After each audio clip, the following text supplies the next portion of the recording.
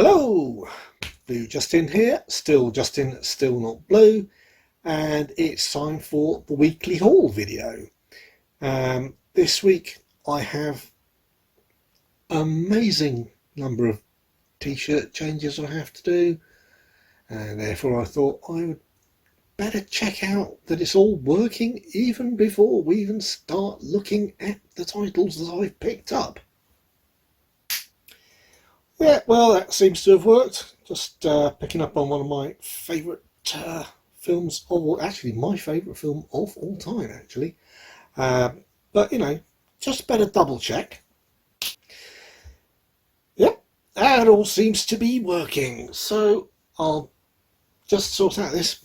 It's not a huge pile this week, actually, but it has got some rather nice items in it.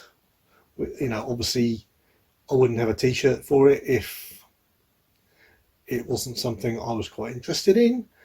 So I think we should probably get on with it, shall we? There you go.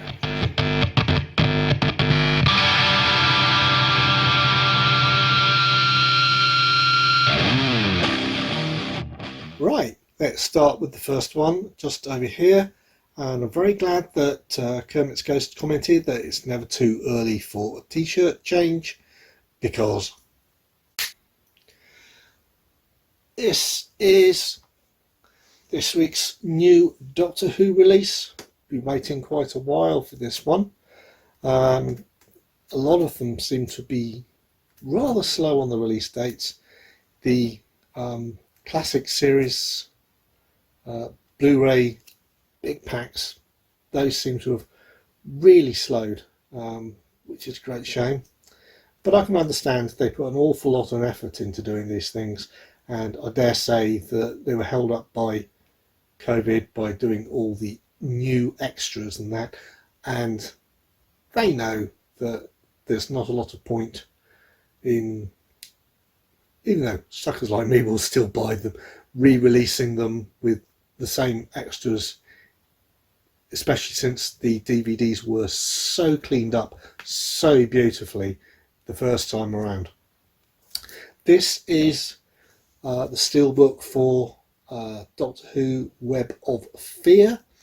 It was a Patrick Troughton Second Doctor adventure.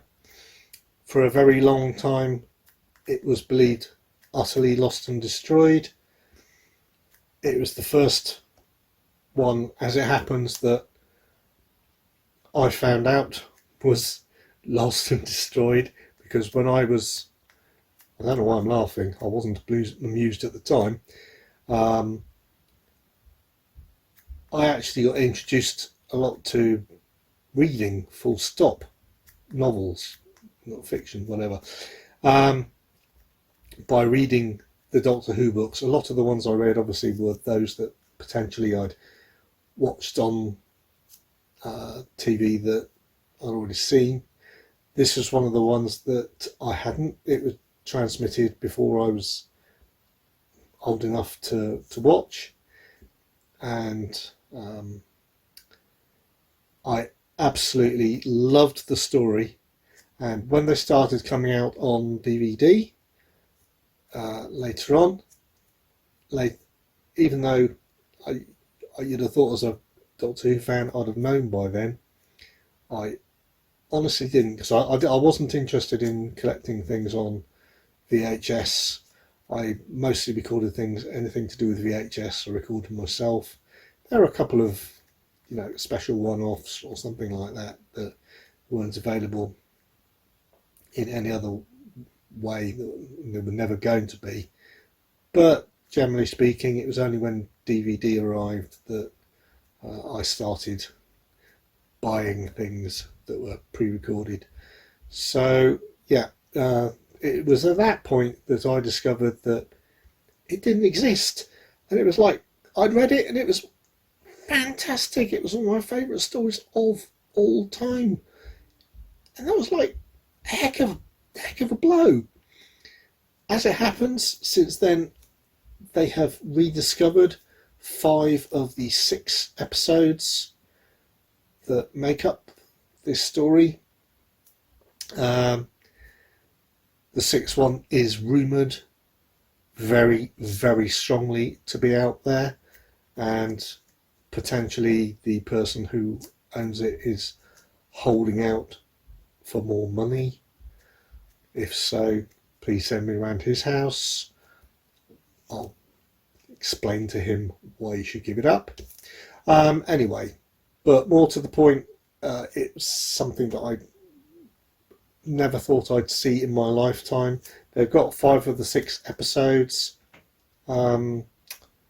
Episode 3 is still missing. They have released it before on DVD, and it was a telesnap filled in episode, which essentially is where they've taken photos during the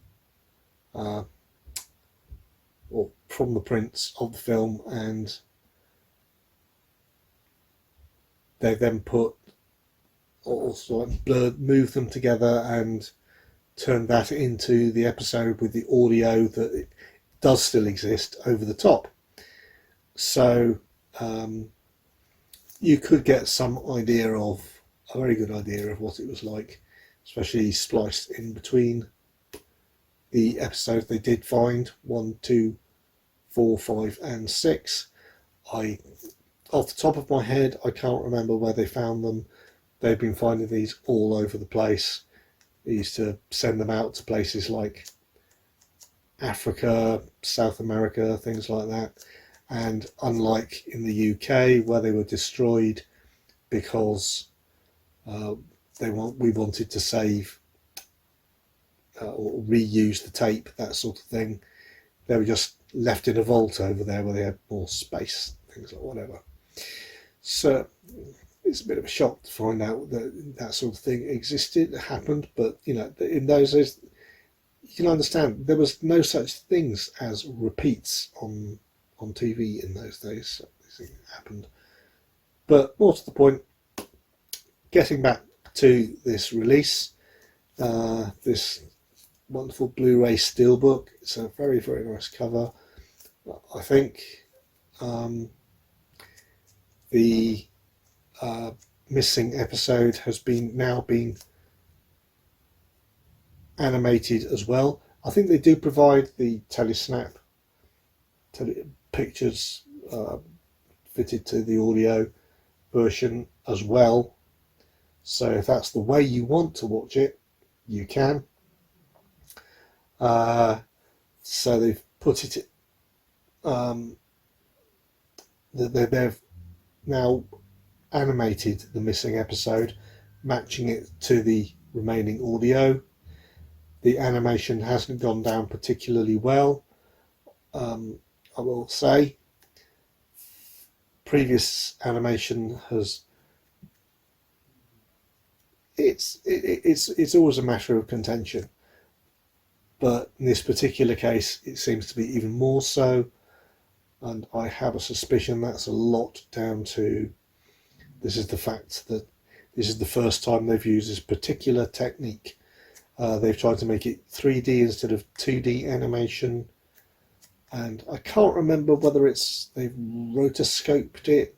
Sorry, going to have to look that up because I can't remember how to define that off the top of my head. Or they've used motion capture to try and make the movements of the characters better. I have a feeling that it's been praised for the movements of the characters, but facial features and facial movements have been lost a lot, especially during portions where the characters weren't speaking in the original, and you got close-ups on facial expressions,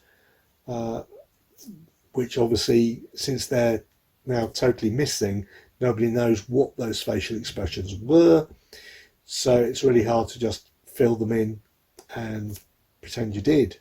So we shall see. But anyway, I'm really looking forward to it. This is probably my favourite missing story that was incredibly recovered, all but one episode. I'm hoping that it one day will be recovered, and it's coming up to all of its big anniversaries, and I forget which. I guess 50th, because it was transmitted just a little bit after I was born. So there you go. I'm really hoping that at that point they do manage to get that final episode back, and however it manages to get negotiated. Assuming it does exist, of course, I'm always making that assumption. I really hope it does. And and I'm still really looking forward to seeing it again in this format. Just as detail, it's got the 5 existing episodes. The animation, like I said, the animation has been done in black and white, which matches the original. They also made the animation in colour as well. I'm not sure how that would work fitting in, because it might be able to introduce the correct colours, but it seems a bit odd in the middle of a black and white episode. They've got audio commentaries on all the episodes, but then that's not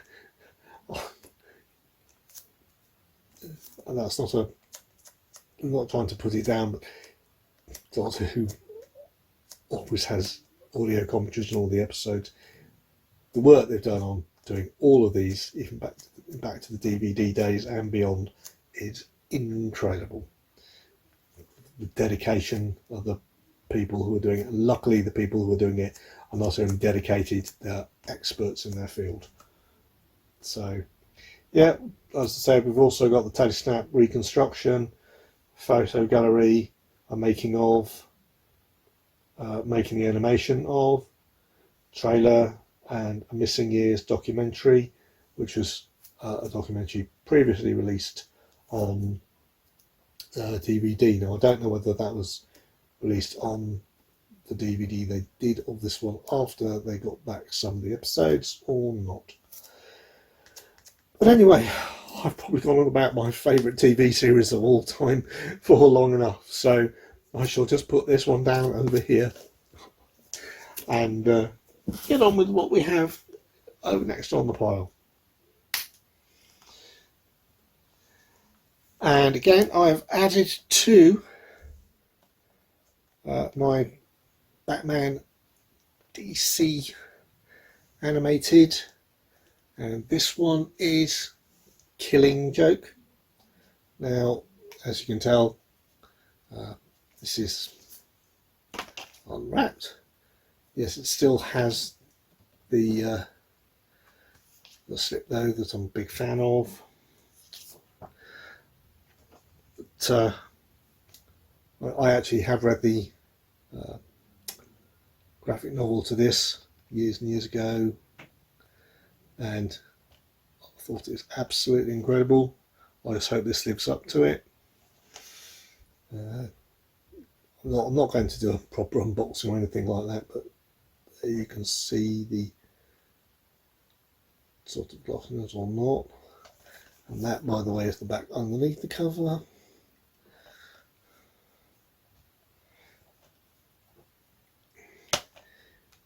Yep, Batman's glossy and the background is cool, isn't it? I love it. So yeah, and yeah, those stickers are removable. I will remove them. It was an eBay pickup. What I really wanted to do was to pick up just the steelbook case, which I was bidding on last week or the week before. Because I actually do have the Blu-ray already. I was just going to move them across into the steel case, because it'd be a lot cheaper than buying this. But somebody pipped me at the post because they presumably probably thought exactly the same thing. So there we go. Can't be helped. But again, I have more of the DC animations, which I am very keen on. This one I don't think has a steelbook, and please correct me if I'm wrong, because it'll just make me spend more money. Oh dear. This one is Batman Soul of the Dragon. May not have a steelbook, but it does have a very good condition slip in this particular case. Obviously same artwork, as you can see from just sliding it out there. But set in the swinging 1970s. It's a bit scary. You've already seen, for anybody who's seen the 60s movie, you always get a bit scared when you hear the phrase swinging compared with Batman, not ideas. You think of the swinging 60s. I very much doubt whether this has anything to do with that at all. Training, martial arts, Deadly Menace Arises, all good fun. The special features are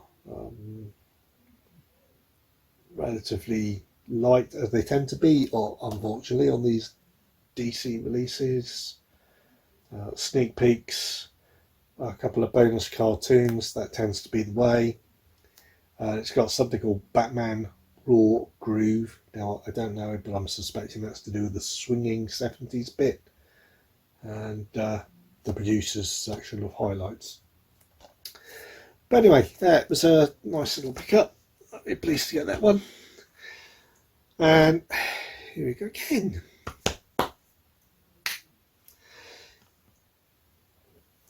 This one is another Batman one, but I thought, hey, I've got more than one Batman t-shirt. This one is Batman and Harley Quinn. Very, very popular character, much more now than at the time, I believe. And again, stickers, so I'm not worried about that. And again, I did pick this one up off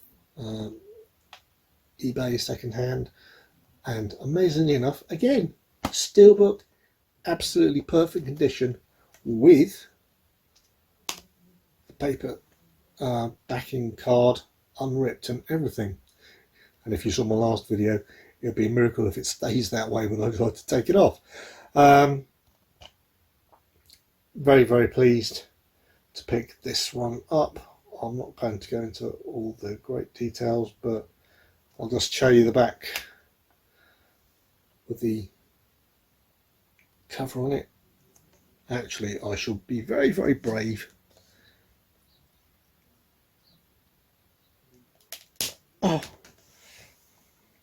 Oh, that is lovely. That is really, really nice. That's the back of the steel. Yeah, with Harley Quinn, Poison Ivy, and a chap. I'm sure everybody will tell me who he is now. Please do, actually, down below, before I get a chance to watch it. Ooh. I'm not sure about the... No, this, unlike the one I showed you earlier, this one doesn't appear to have clever glossing on the characters and that. It all seems to be quite even, but still, I think it's a lovely design of cover and image, but still. Right, and here we go on to the next one. It's a little war TV series that I've been interested in picking up for a very, very long time, and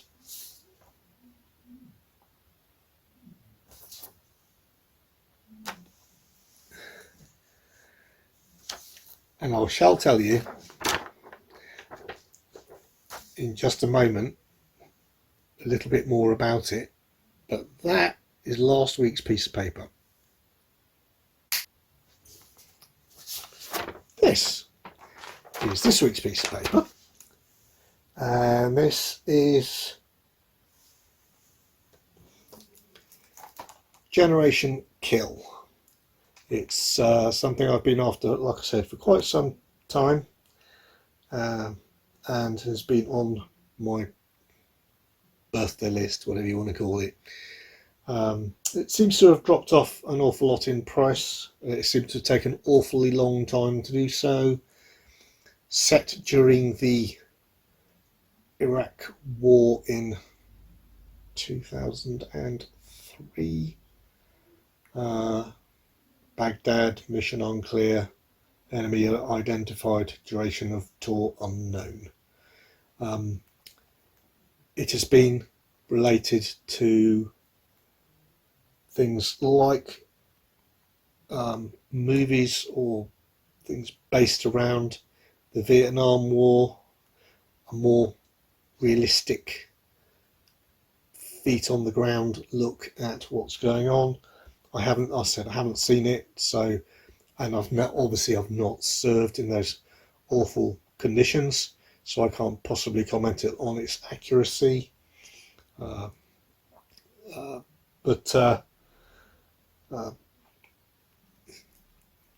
I would say that it's probably, if I had to guess, I would say that it's about the equivalent of the TV series for Vietnam Tour of Duty, which is another one I'd really like to see in full. And in actual fact, I do not know whether they've ever released that on physical media. Again, please, I do ask for feedback, and I do mean it. I know I can look these things up. Sometimes my viewers, yourselves, know a lot more about these things than I do, and I would really like to have that feedback about, is Tour of Duty available anywhere, even if it's just DVD? I don't know, but I mean, I had this one down, wanting it on DVD before I even had I put it onto wanting it on Blu-ray, because I was mostly watching TV on DVD at that time. So, like I said, it's been quite a while. So, what I have next? Yep, let's have something not generic, but a bit of fun. This one is Rise of the Shadow Warrior. It's actually not on my list because it turned up too late to actually get into the printout. It's a little bit, seems to be a cross between Elven Bounty Hunters, Orc Raiders, zombified God of the Undead type of situation. It doesn't look too bad, to be honest. I mean, if it looked horrible, I might still buy it if it was horrendously cheap. But it was very good price. I think it was made back in 2013. Fantasy adventure stuff. I'm looking forward to giving it a go. It has lots and lots of different titles, so I do not know how to do what the various ones are.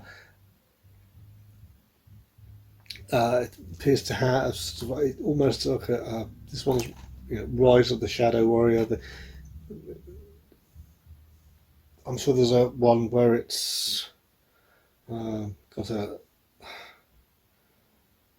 four-letter acronym, and then Shadow Warrior, this, that, and the other.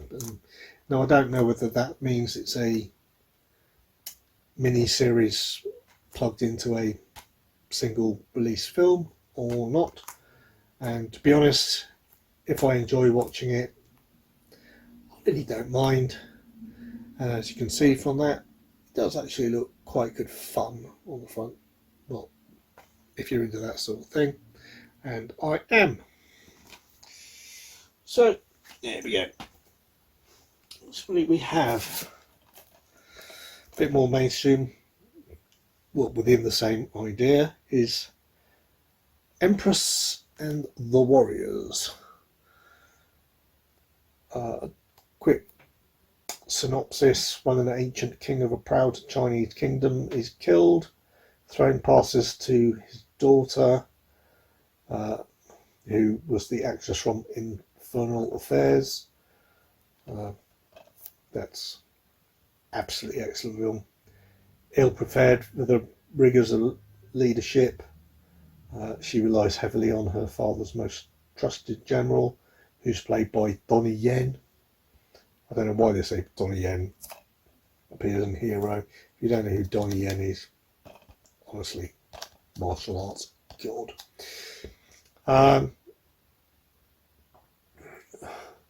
Then she's poisoned. Oh dear, oh dear, oh dear. That's very bad.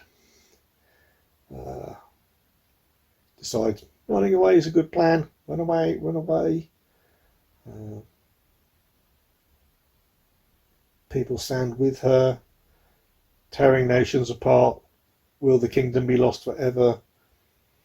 Or will she sort something out? I'm working on the principle she at least tries to sort something out. This one is Dolby Digital 5.1 and 2.0 stereo tracks. It says it's got the original language with English subtitles, so that certainly implies, unless I have something different down here and I don't, not on detail, if I find out that there is an English track on here, I will say something just up there. But in one of my many rolling, make a correction to all the gibberish I talk. But it doesn't look like they've got an English track. It is a couple of original language tracks. I'll make a note. So on to the next film we have. Anyway. And this is Pan. Now this is actually a film that I've not seen before, obviously based on the whole Peter Pan idea. This one, it appears to be a new idea behind the origins, which I believe in the original. I'm not an expert, but I believe in the original, just judging by when it was written, are based around the times of World War One. This one is based around the times of World War Two. There are Spitfires actually mentioned in the write-up on the back, which I cannot read for the life of me without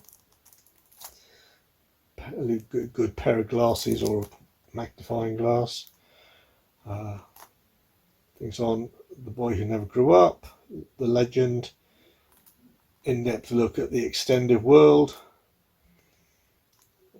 filmmakers Perfect Peter, Scoundrels of Neverland backstory, director's commentary. It's always, I always think having a commentary there, even if you don't listen to it, is absolutely one of my favourite things to see that's on there. Because you may go back to that sort of thing and discover an awful lot that you didn't know about why certain things were done certain ways. I believe I will. So like pretend there probably is going to be just a little bit of a blank cut here. It's one of those Star Wars sweep things. Still sweeping. Yeah, in this one, it's quite a change in the fact that Pan appears to join up with Captain Hook rather than be his enemy, and they take on the pirate Blackbeard. which is obviously a new character into the regular universe. I know that there was a little bit of controversy about the fact that Tiger Lily, who was, I believe, a Native American character, was played by a white actress, but I don't know the situations behind that. If she played the part well, she played the part well. If she didn't, she didn't. Is my usual thing. I mean, quite often they change all sorts of characters without hoo-has. But so anyway, before I get myself into any more trouble whatsoever, I'm just going to put this down and continue along with this week's haul.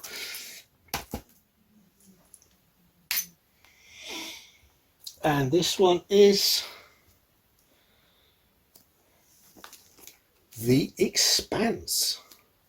This is complete seasons 1 to 3 Blu-ray, and I will not hide away from the fact that I'm a little bit disappointed that normally when you get a big multi-season box that they can fit it into something a little bit thinner than 3 separate boxes, and you can practically, I might as well have bought all 3 separately if I'm trying to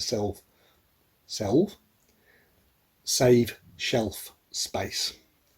I'm sure there was a reason for the alliteration there. It's described here as near perfect science fiction.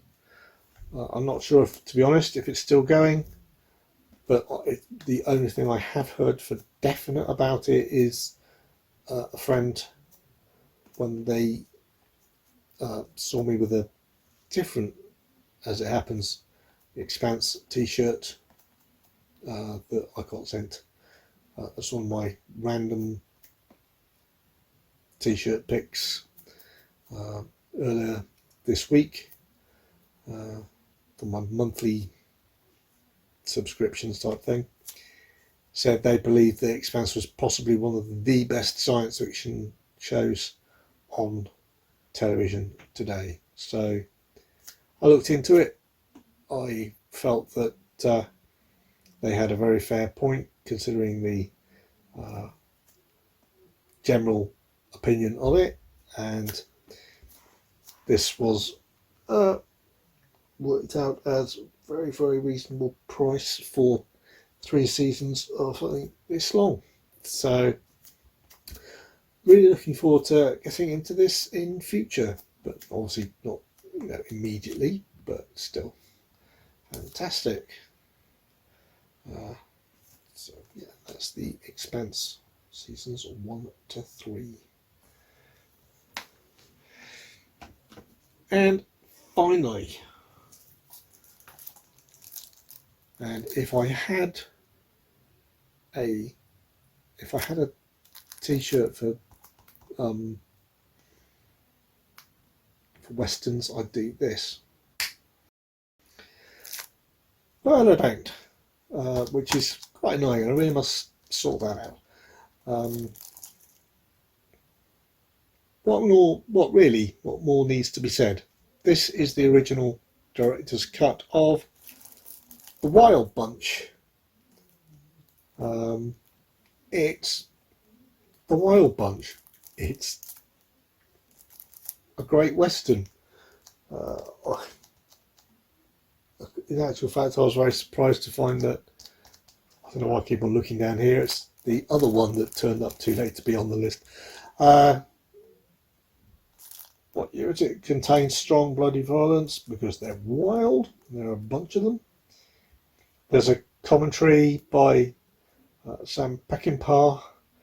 It's known as one of his best movies, and he's a great director, full stop. There's, like I said, there's a commentary by him. There are additional scenes. There are 3. The commentary is by him and documentarians. Is this a new word? I didn't make it up. they did on here. So not sure, and I'm just trying to read that so you get it right. And there's on top of that, there's 3 documentaries: Legend of the Hollywood Renegade. So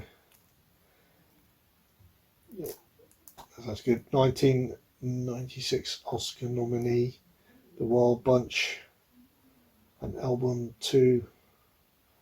in montage.